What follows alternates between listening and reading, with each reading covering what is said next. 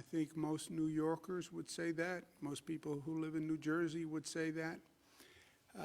This has been an extraordinarily difficult, stressful period. And you really saw people rise to the occasion. We are working on 3 priorities: rebuilding and recovery, vaccination, and controlling COVID. To rebuild and recover, we need help from the federal government. This has been a national pandemic. It's a national economic crisis, and no state can recover on its own, and we need federal help. And it's in the nation's best interest to help the states recover. What you call state and local relief has been debated for over a year. Prior administration was against providing states and localities with relief. President Biden said when he was running for election that if elected, he would provide state and local relief, and he was true to his word. He proposed $350 billion. It was accepted by the House. It was accepted by the Senate. So this is really good news. We've been waiting a long, long time for it. How the federal government ever thought the nation was going to recover if the states did not recover was always beyond me. The federal government is only a compilation of the states. You can't have a federal recovery without a state recovery. But President Biden stepped up and did what he said he was going to do. Now the question is fairness in the distribution of the $350 billion. That $350 billion goes to the Congress. They'll come up with a formula to distribute the $350 billion. And that's the next chapter in this story. What is the fair distribution of the $350 billion?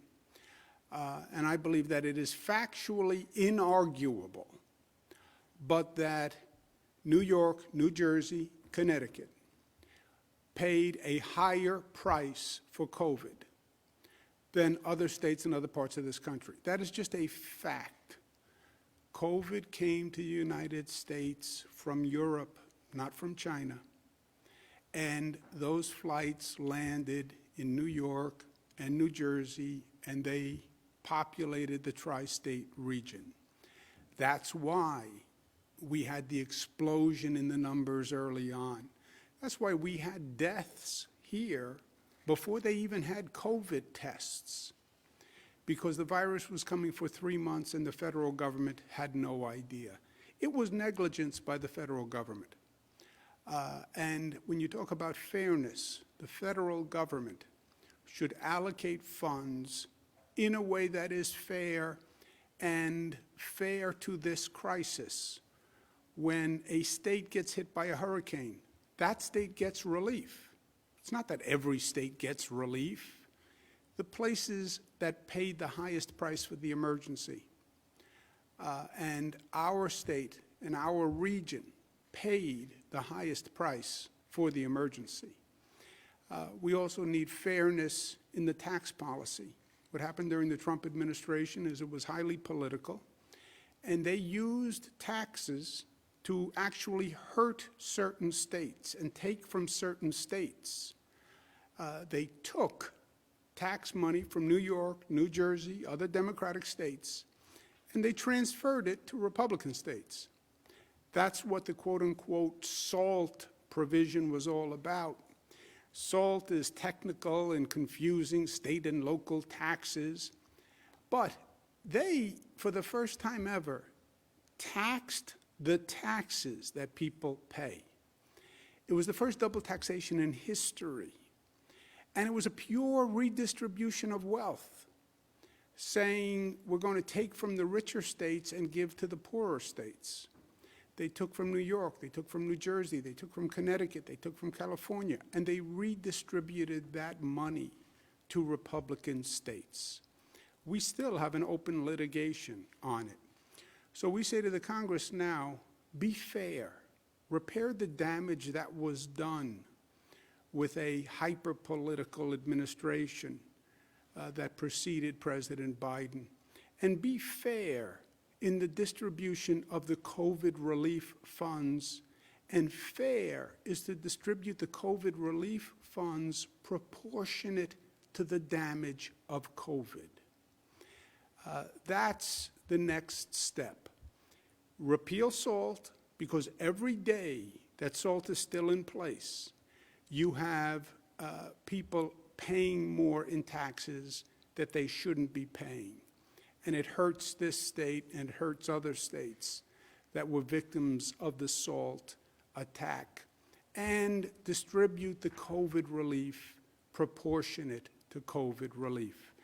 I want to welcome our friend and our neighbor, a great colleague of mine, someone who we've worked hand in glove with all through this long year that really tested all of us and tested government, tested our individual strength to the core, but you got to see what people were made of. And I got to be in the trenches with Governor Murphy, and I can tell you that this is the kind of person you want to be in the foxhole with. He's been a great neighbor, a great friend, and an extraordinary public servant, and I'm pleased to be with him today. Governor Murphy, good to see your face. Good to see you, Governor Cuomo. Thank you very much for having me on today. And same right back to you, period, full stop. Not just for these 342 days, that takes my breath away, but for the past 3 years since I've had the honor of serving as governor of New Jersey, we could not have had as a state a better partner across the Hudson than you and your team representing the Empire State. Everything from tax fairness to battling the virus. People say, gosh, we don't see you guys as visibly with each other as we did in the spring and early summer. That may be true, but I want to echo what you've said. The partnership with you personally, with your team, continues as strong as it has ever been, and it has been invaluable. And that partnership has saved lives without question on both sides of the Hudson. I want to just echo very briefly 2 points that you raised, Andrew. Number one, the state and local aid. We desperately need it, and I won't repeat your great comments in terms of not just the need, which is inarguable, but also the way that the need should be apportioned. We were clobbered with you in Connecticut, and Ned Lamont's done a great job there, and the Metro New York region, and that must be taken into account. Not only getting the state and local over the goal line, which I know President Biden is committed to. Spoke with Speaker Pelosi earlier in the week. The great news is the leadership in Congress gets this, but also the way that it is apportioned. And then secondly, repealing the cap on the state and local tax deduction, which was done, as you suggest, not for any practical purpose, but completely based on politics. And New York and New Jersey were already over disproportionately giving more to Washington than we get back from Washington to begin with. Now, listen, we're happy to do that if it's a fair deal. But this deduction cap made that deal a very unfair deal. Double taxation, as you rightfully point out, prioritizing other parts of the country ahead of our region, prioritizing the very wealthy and the biggest corporations over work and family. So it is high time that this thing gets taken off the books. The longer it stays on, the more people are going to get hurt. I think in New Jersey alone, Governor, it's been an increment of, I believe, of around $3 billion out of the pockets of our homeowners in the state. It's high time we got this thing off the books. I'm honored to be working on that with you and on so many other fronts. And thank you again for your extraordinary partnership and leadership. Well, Governor, it's been my pleasure, and it really has been. You know, it's been so frenetic that we haven't really had a chance to go back and study or analyze. But I feel the same way. I couldn't have had a better partner. And if our delegations lock arms on this appropriation, on the $350 billion and how it's distributed, and if they lock arms on the repeal of SALT, which, by the way, every representative of New Jersey and New York stood up when SALT was passed, every one of them said it was unfair. Every one of them said it needed to be repealed. So now it's just a question of when, and our point is time is of the essence. We'll get through this, and we'll be the better for it. And I want to thank you personally, Phil, for everything you've done. Same right back to you, Andrew. God bless you. Thank you. God bless you, Phil. Thank you. Governor Murphy mentioned the cost. Our cost per year of just salt is over $12 billion. Our cost per day is $34 million. Every day that salt is not repealed is another $34 million that is taken from the taxpayers of this state. Think about that. And that's why time is of the essence. $34 million a day New Yorkers are spending. And that's why I focused the way I focused, and that's why we're going to continue to keep the pressure on until SALT is repealed. Let's talk about controlling COVID. Statewide positivity rate, 4.3. Statewide deaths, 153. They're in our thoughts and prayers. Hospitalizations down, ICU up 10, intubations up 14. Percent of hospitalizations by region, Long Island, Long Island, Long Island. Every part of the state is down. This is, again, we target the highest percentages, and it's Long Island in terms of hospitalizations. Positivity, it's Long Island and the Hudson Valley. In New York City, it's still the Bronx. We have made good progress in Staten Island, and I want to thank them very much because Staten Island was disproportionately high for a long period of time. More people got positive, tested positive, more people were hospitalized in Staten Island. But that's turned around. So I want to thank the people of Staten Island. And we are focusing on the Bronx. The numbers overall continue to decline, what we call the post-holiday surge. We're now down to 4.6. We were 7.9. It's the lowest daily positivity since November 28th.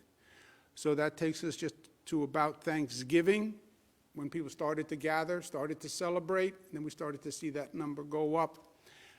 So we flattened the curve a second time. Hospitalizations are down, lowest level since January 1. So congratulations to New Yorkers. They rallied, they pulled together and changed their behavior, and they changed the curve. The curve is determined by behavior, and New Yorkers once again rose to the occasion. We're then talking about vaccinations. We're over 2 million, 2.2 million, 1.7 first doses, 495,000 second doses. We have used 99.02% of the dosages that we have received. Who's counting? We're counting. That's why it's 99.02%. That is obviously just about using all the doses we have received. And we now wait for the next week's allocation. But this is where we want to be. We want to use everything that we've received and get it into people's arms as soon as possible, and that's what we're doing. And then we're reliant on the supply. And the more supply we get, the more we can vaccinate.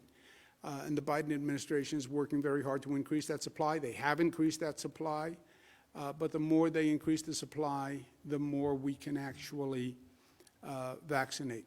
Hesitancy, another new word, is a major obstacle in our path. Hesitancy is a new term for people who don't want to receive the vaccine. They're skeptical, they're cynical about the vaccine, and they're not willing to take it.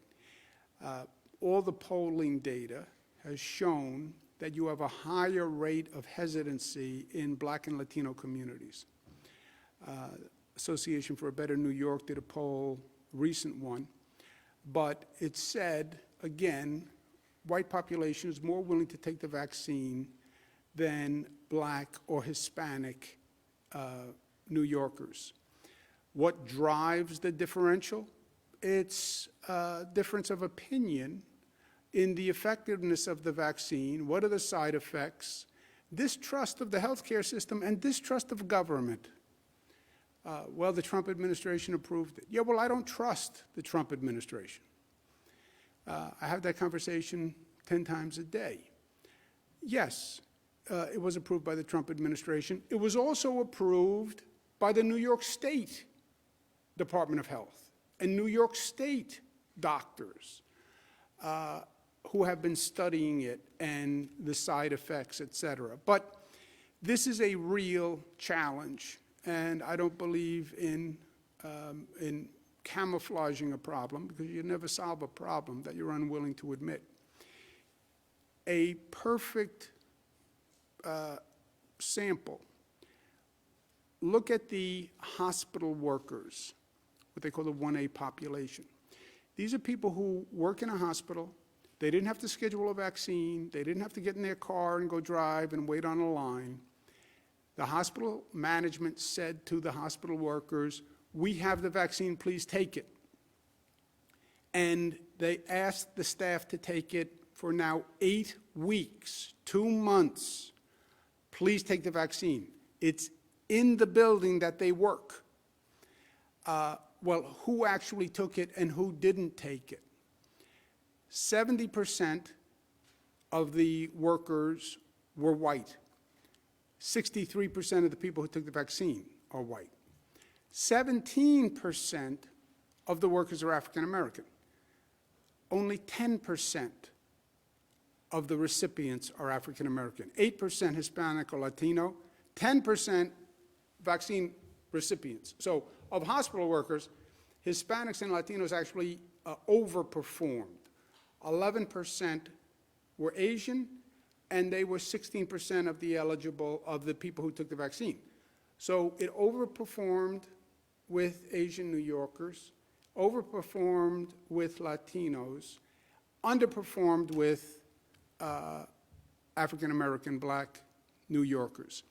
Not just the hospital workers, which to me are just a very interesting sample group, because there is no other answer. They had all the obstacles to vaccine were removed for the hospital workers.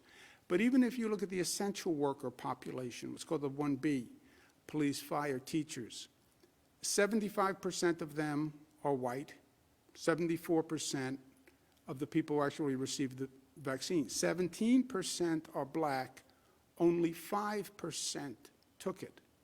14% Hispanic Latino, 10% of recipients, 6% Asian, 7% of the recipients. So there you see a differential in both the Black and the Latino population.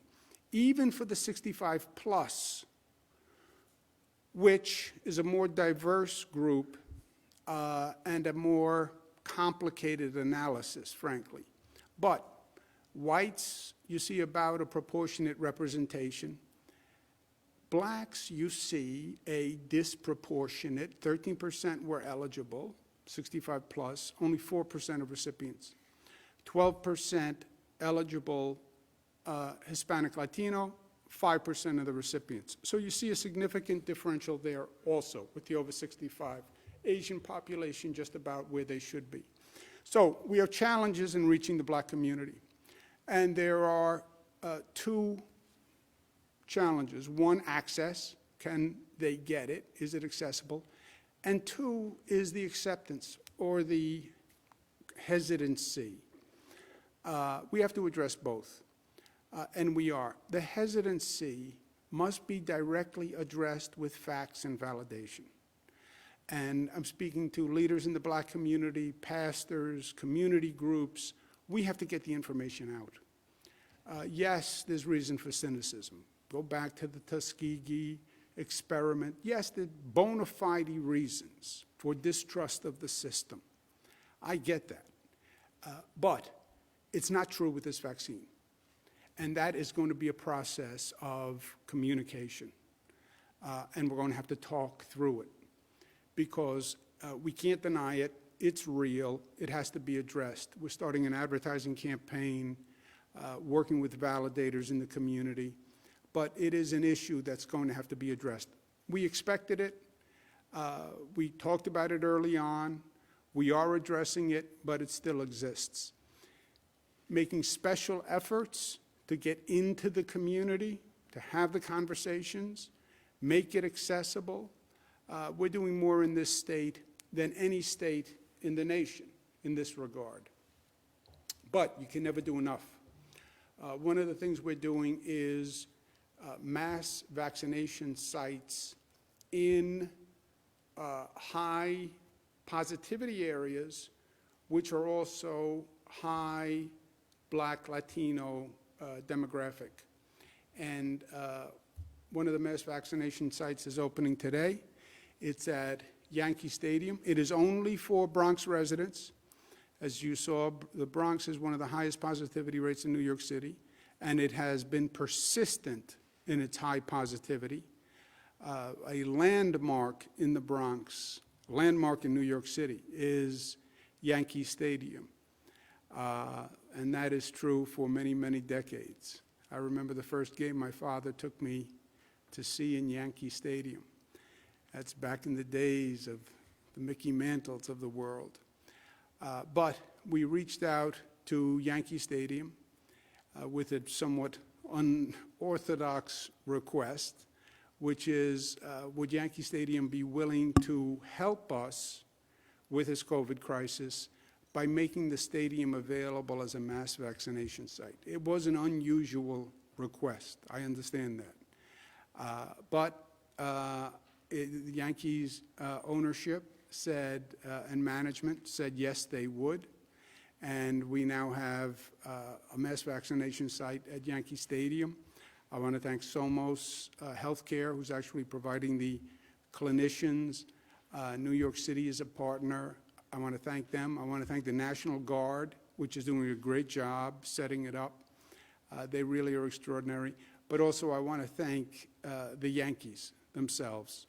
And I want to thank the president, Randy Levine, who's been a good friend to all New Yorkers and always steps up to the challenge, no matter how different it is. And this was a different request. I get it. And Aaron Boone, who's the manager of the Yankees, and they had a very strong season, and we're going to see an even better one next year. And Mariano Rivera, who to me symbolizes in many ways the best of the Yankee spirit. And I've just been a phenomenal fan of Mariano Rivera and his style, his accomplishment, his performance, and his spirit, and his smile. He just has an infectious smile. And we have with us today the president of the Yankees. Randy, good to see you. The manager, Aaron Boone, and the Sandman himself behind the mask, Mariano Rivera. Randy, I know this was an unusual request. You stepped up to the plate, pardon the pun. I knew I would get on the field in Yankee Stadium one way or the other as a kid. I never thought it was going to be this way, but I'll take it. I've said to everyone who's going to Yankee Stadium, I promised you we wouldn't destroy the infield, any damage to the infield. The state is going to be responsible. I'll be there with a new sod, and I'll fix any divots that we create. But Randy, thank you so, so much. Thank you for what you did. Randy Levine. Thank you, Governor, and it's an honor to be with you today. Of course, we got our manager, Aaron Boone, and the only unanimous Hall of Fame person ever elected, the greatest, one of the greatest Yankees ever, Mariano Rivera. You know, from Hal Steinbrenner, the whole Steinbrenner family, let me just say that this is an honor and a privilege for the Yankees to be able to be your partner and the city's partner and Somos's partner in this endeavor. You know, this stadium is historical. It's built into the fabric of the city and the Bronx. We're part of the Bronx community.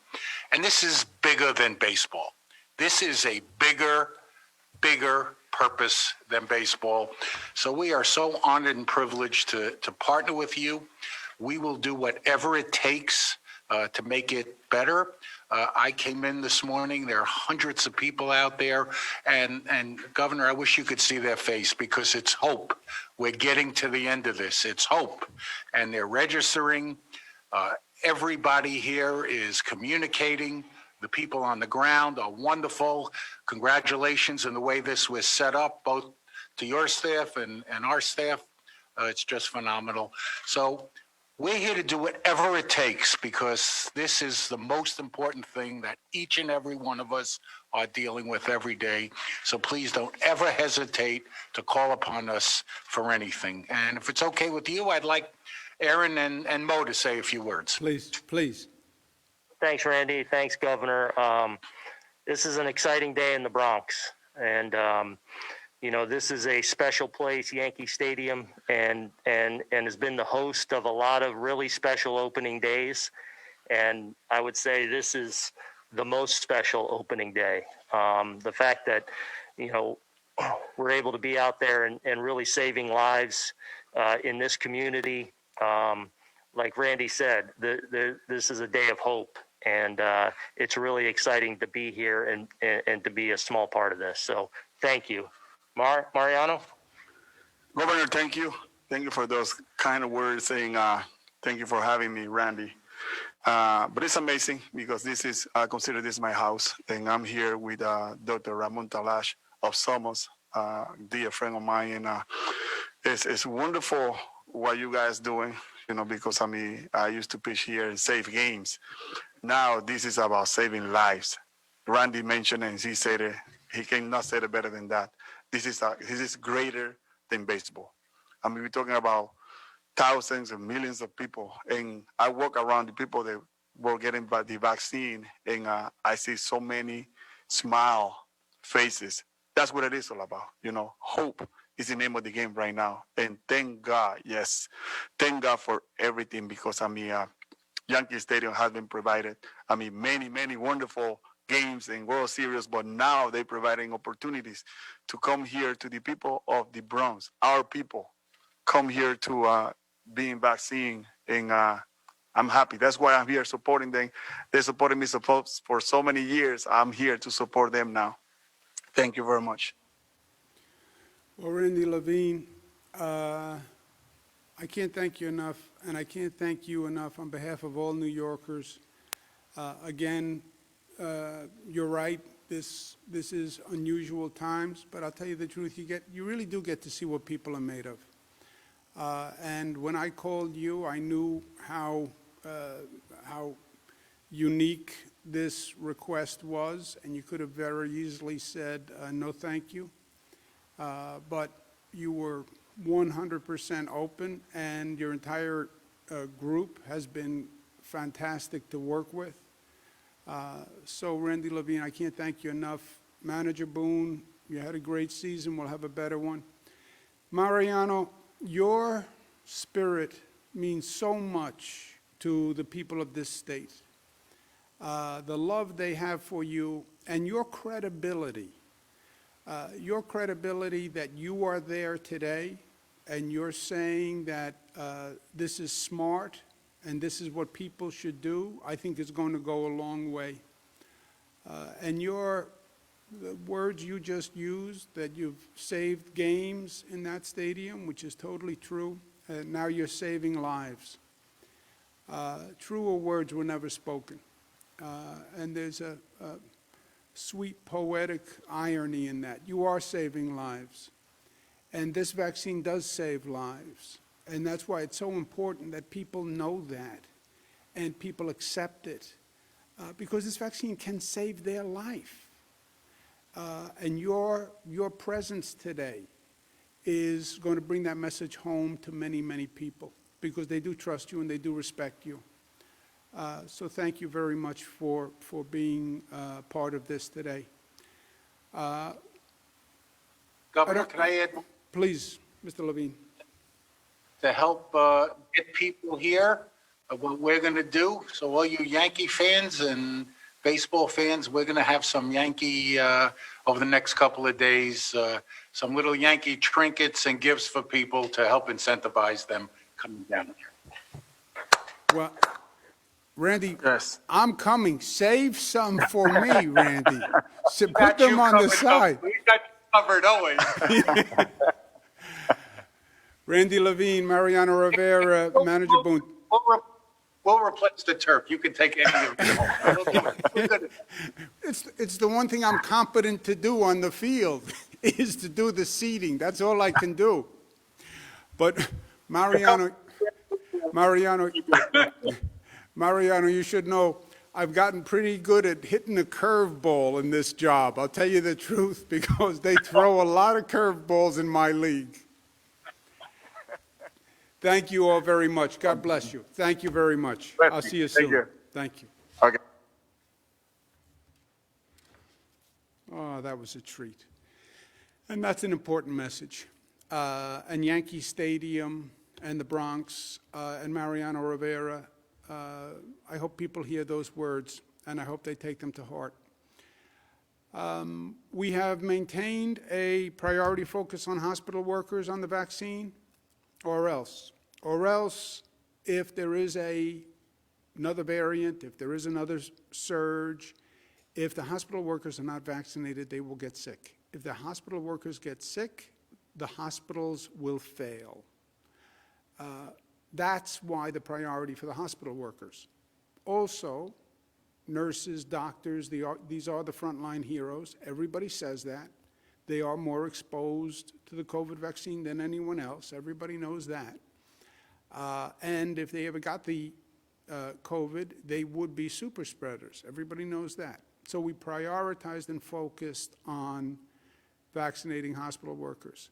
We've made tremendous progress in that. When we started January 18th, we were at 63% of the hospital workers were vaccinated. We then did a push.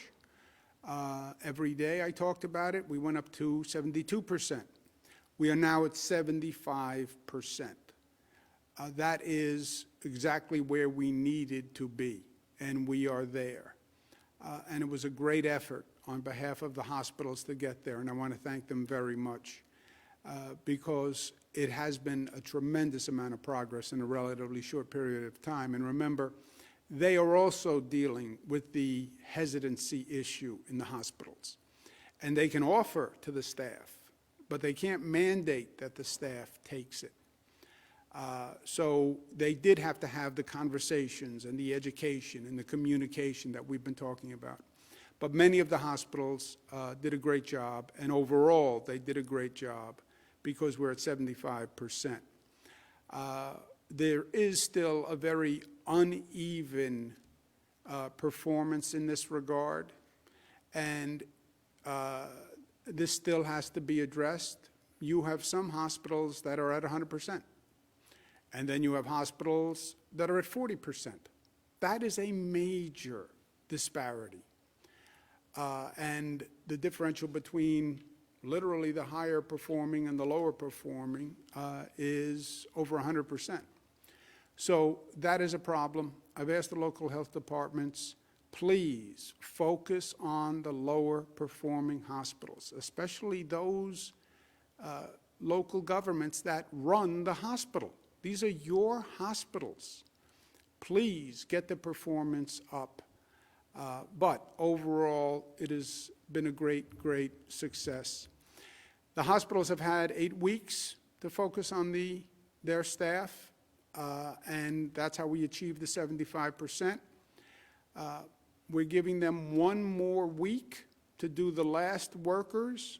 Please go back and appeal to them 1 more time, the people who haven't taken it. Talk to them about the facts. Talk to them about the experience of people who have taken the vaccine. We now have over 2 million New Yorkers who have taken the vaccine. You have a lot of data on possible side effects, et cetera. We're not asking them to go first. They'd be number 2,000,001, right? So please go back and try 1 more time, but 1 more week for this allocation. And then what we're going to do is reallocate the doses that were set aside for the hospital workers. And we will then give that allocation to the local health departments to do people with comorbidities. And that will start February 15th. The hospitals will still get enough doses to do who they have to do and who they've scheduled, and any workers who they can convince to take it. But an allocation above that will be given to the local health departments, and we're going to open it up to people with comorbidities. We do not have a supply that can reach everyone. We understand that. So the prioritization is to reach those people who are most at risk or most essential to this period of time. But February 15th will open it up to people with comorbidities. Comorbidities and age are the major factors in COVID mortality. And just hear this one number. 94% of the people who die from COVID are people with comorbidities or other underlying conditions. 94%. So, why don't we do this group of workers? Why don't we do this group of workers? You do every group in this state when you do people with comorbidities. If you are a carpenter with a comorbidity, if you are a teacher with a comorbidity, if you are a homemaker with a comorbidity, if you're a lawyer with a comorbidity, whoever you are, 94% of the deaths are people with comorbidities. Yes, we had to do hospital staff. Yes, nursing homes. After that, 94% of the deaths, people with comorbidities. And that's why I feel comfortable about this decision. We have 1 week. Local health departments start preparing for it. Think about it. We're working with the CDC to establish the comorbidities list. What is a comorbidity? How do you define it? CDC has guidance on that. We're working with the CDC to clarify some definitions, but we're basically going to follow the CDC guidance. Local health departments have a week. Hospitals, you have 1 more week to get your hospital staff to accept the vaccine, and then we'll focus on the comorbidities. Questions of the use of the second dose as the first dose. That is a federal decision. The state does not make that decision. The federal government controls the allocation. We get a first dose allocation, we get a second dose allocation. When we get it from the federal government, they say use the first dose for the first dose and the second dose for the second dose. That's why there's a first dose allocation, and that's why there's a second dose allocation. The FDA has spoken specifically to this. At this time, suggesting changes to the FDA-authorized dosing or schedules of these vaccines is premature and not rooted solidly in available evidence. Not rooted solidly in the available evidence. Without appropriate data supporting such changes in vaccine administration, we run a significant risk of placing public health at risk, undermining the historic vaccination efforts to protect the population. So their federal position is clear. This is the Biden administration. We work very closely with them, and they are a very respected group of public health officials. CDC, the second dose should be administered as close to the recommended interval as possible. CDC continues to recommend that people get their second dose as close to the recommended interval as possible. So the federal position is clear. Use the first dose for the first dose. Use the second dose for the second dose. I have spoken to them about using a percentage of the second dose for the first dose. It's complicated, but I think it could be done. The federal government is not there at this point. They have not approved it. But if they do approve it, then New York is ready, willing, and able to do it. But it's a federal decision. Johnson & Johnson filed for an emergency use authorization. This is a big deal. The meeting is going to be in a couple of weeks. But if they approve Johnson & Johnson, it's a game changer. It's a single dose, not 2 dosages, which makes a phenomenal logistical difference. And it does not require the cold storage chain that Pfizer requires. Pfizer requires significant cold storage that most facilities don't have. Hospitals do have the cold storage capacity for Pfizer. So we're using regional hospitals to keep the Pfizer vaccine. Many local health departments then have to go to that hospital to pick up the vaccine because they can't store it. Johnson & Johnson, that's not the case. It's basically normal refrigeration equipment. So single dose plus no cold storage chain, that is a very big deal. They're talking about a possibility of 100 million doses by June. That would be a huge deal. So fingers crossed, but this would be a massive supply differential. To remind local governments, we have to have a police reform plan in place on April 1. I understand that dealing with public safety is not an easy issue. I get it. I also understand that it is an essential issue.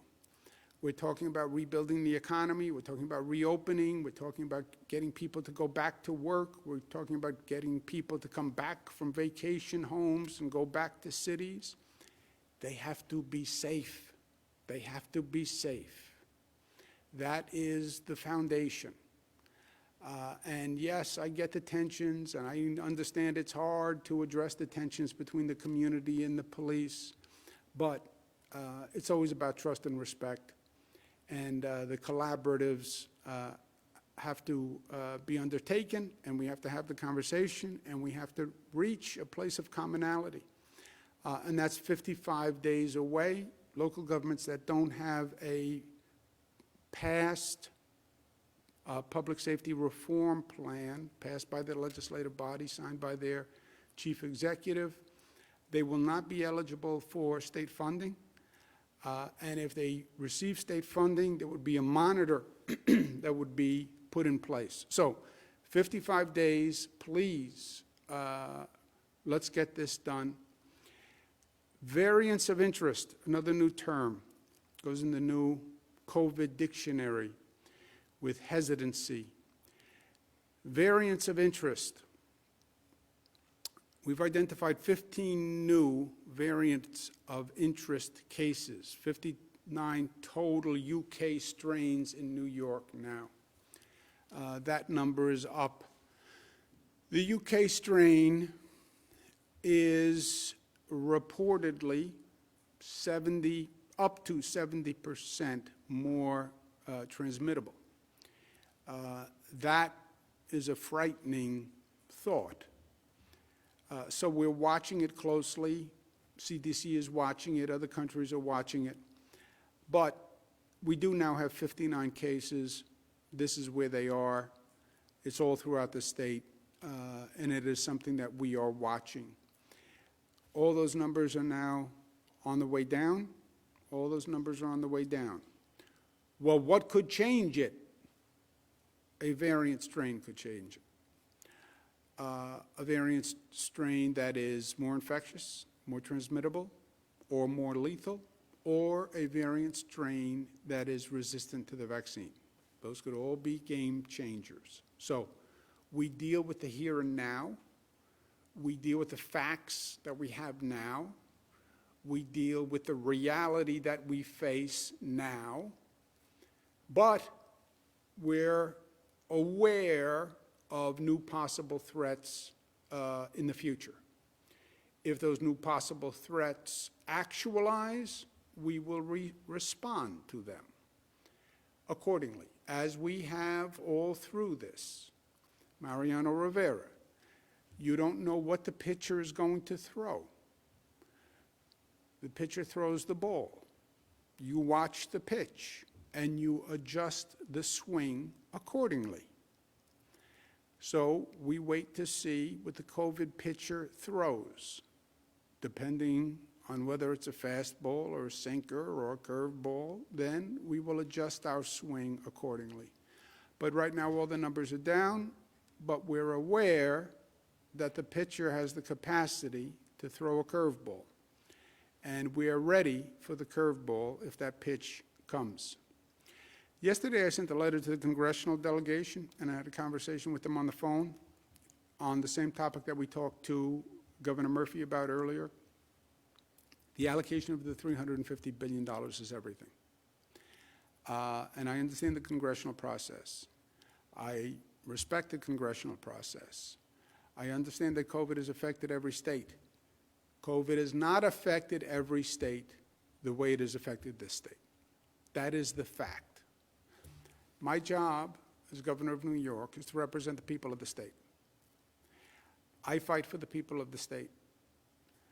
That's what I do. That's what I'm supposed to do. That's my oath.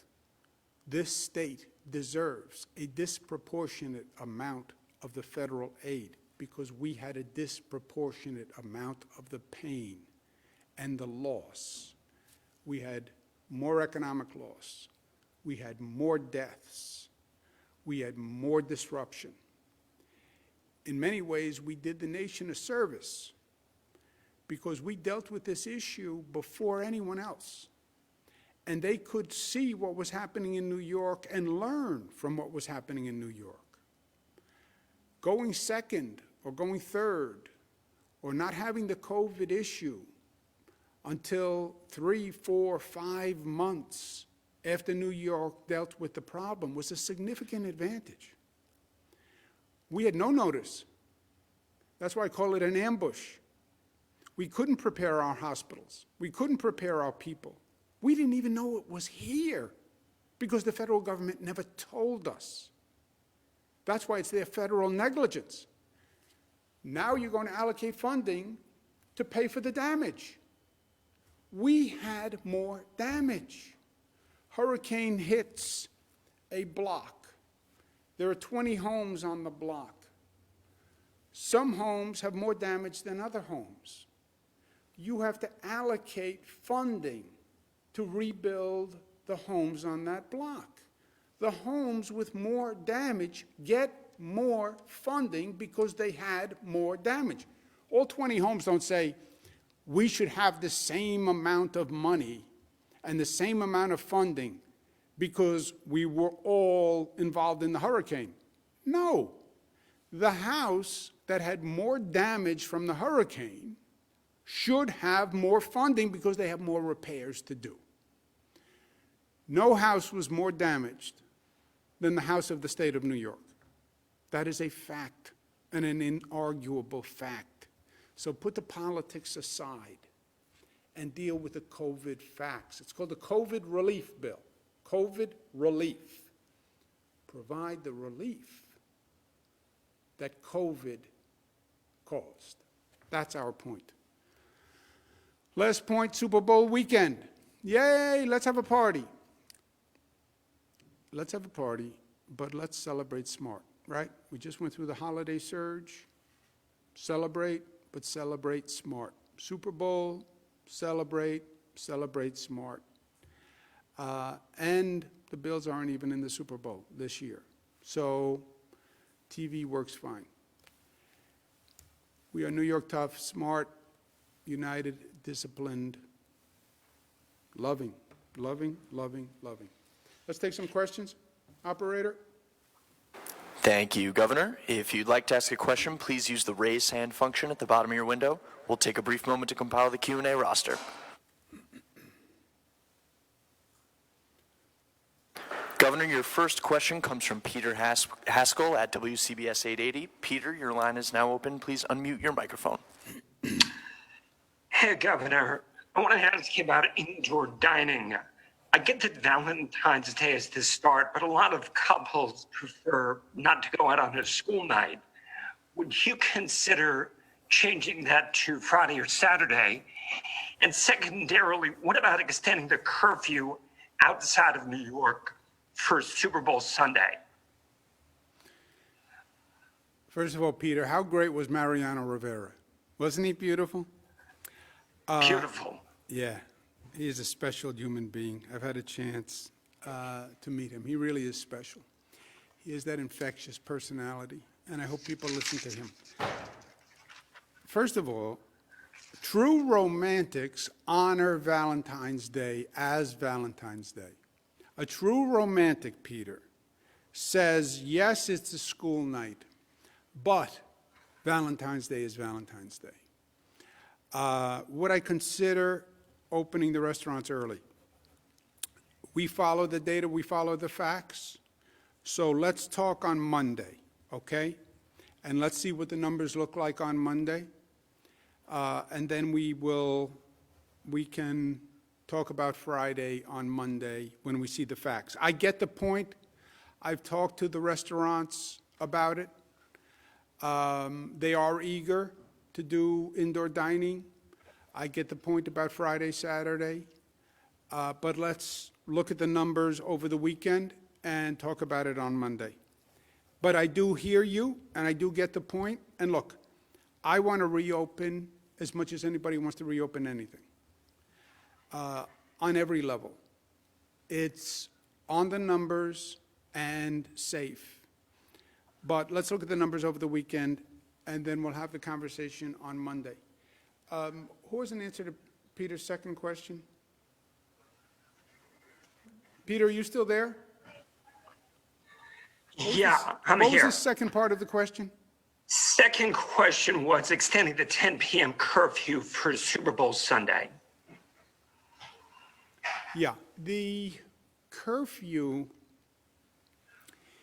like everything else this past year, it's complicated.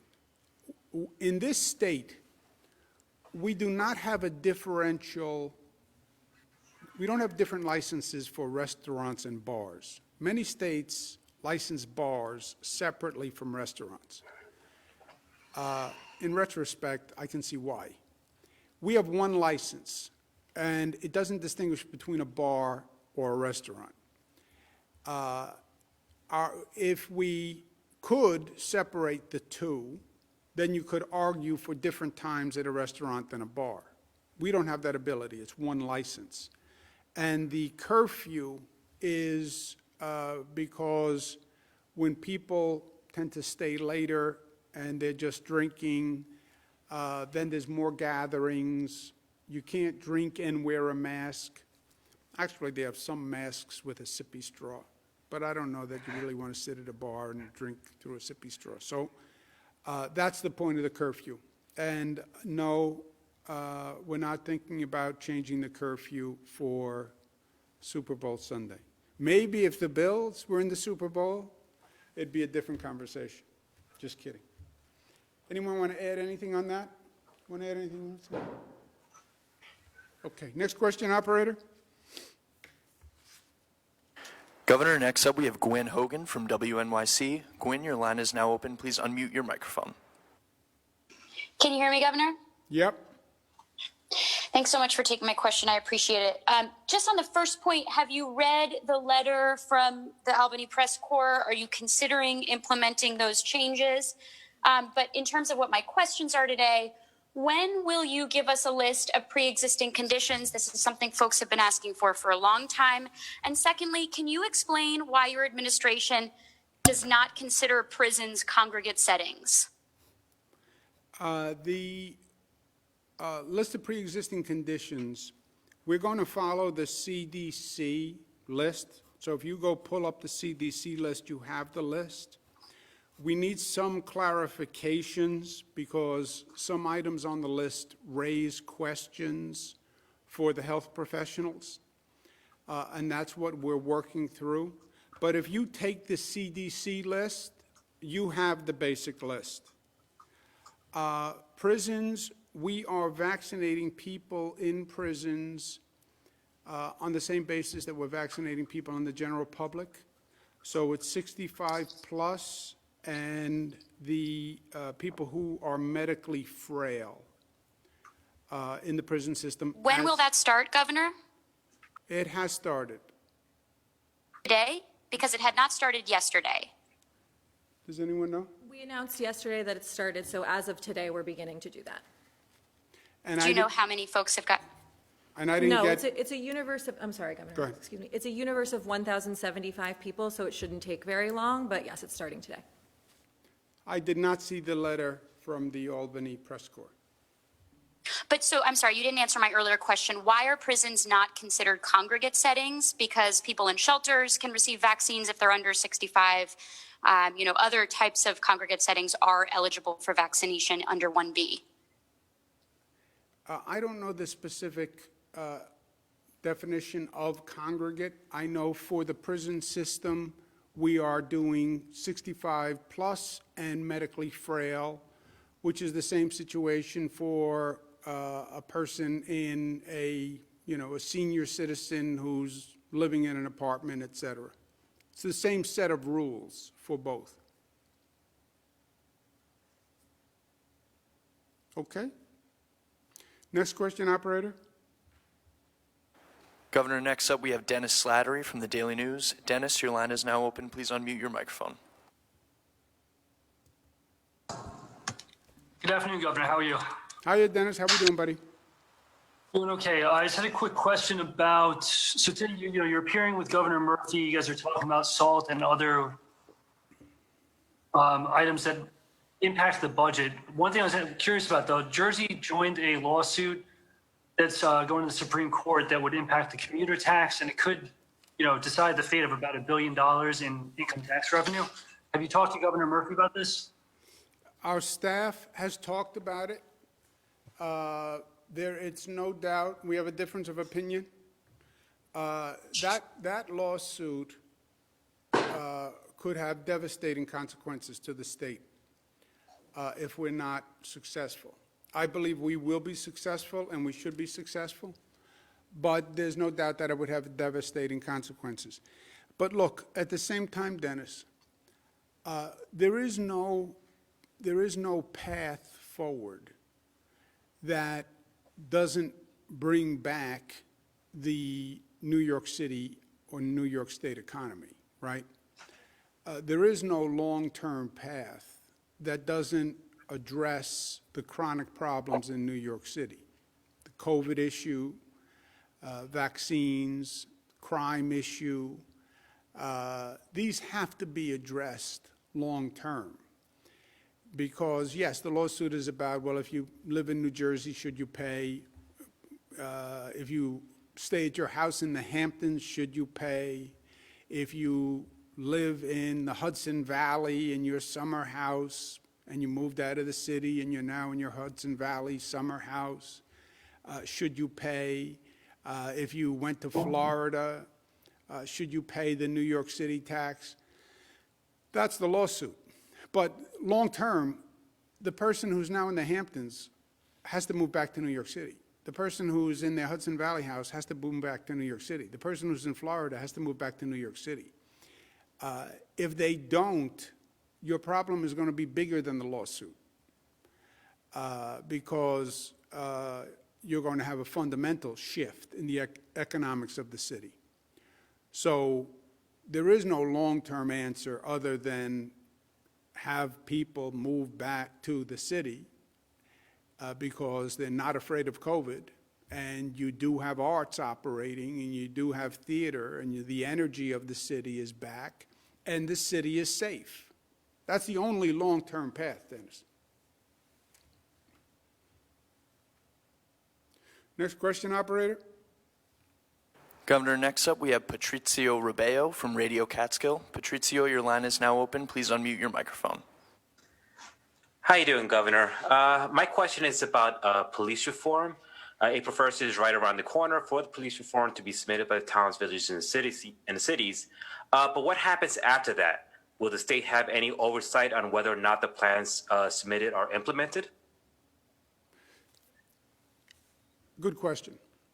We do not speak to what a locality's plan should be, okay? You have 500 jurisdictions in this state that have police departments. Almost all of them have a level of the tension between the police and the community, right? We saw demonstrations after the George Floyd killing all across the state. And you could argue by scale, some of the smaller cities actually had larger demonstrations. You have to put that community at the table and figure out what is their issue and how do you come to a mutual trust and respect between the police and the community. The police can't police without trust and respect of the community. And the community will not allow policing by a police department that they think doesn't trust them. So you don't really have an option. I liken it to a marriage, which is a bad analogy, but it has to work for both or it's not going to work, right? And divorce is not an option here. But whatever they say works, fine. Pass it by your legislative body, sign it by your executive, and then we will leave it to that locality to follow the plan that that locality passes. If they don't pass it, then the state's point is, well, we believe public safety and a public safety agreement is essential as a government service. Public safety is a top priority. And you, local government, have to have a plan for public safety that is accepted by your community and your police.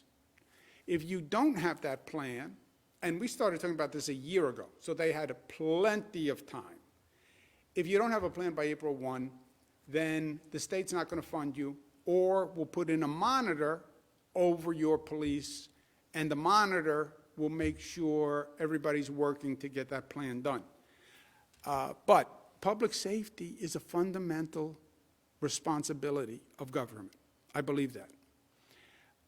And you want the economy to come back, you want people to move back, you want people to stay, you want children to stay and buy a home and make their life here. You have to have a safe state, a safe city, a safe town, a safe village. And that's why April 1. Thank you. Operator, let's take one more question.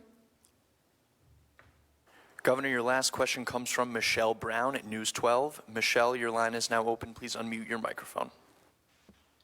Good afternoon, Governor. Thanks for taking my question. Governor, we have a teacher who lives in Rockland County, but she teaches in New Jersey. She was about to get her vaccine today, but we were told your office went out of their way to stop it. Why would you stop it if she's a teacher, which qualifies for New York's Phase 1B group?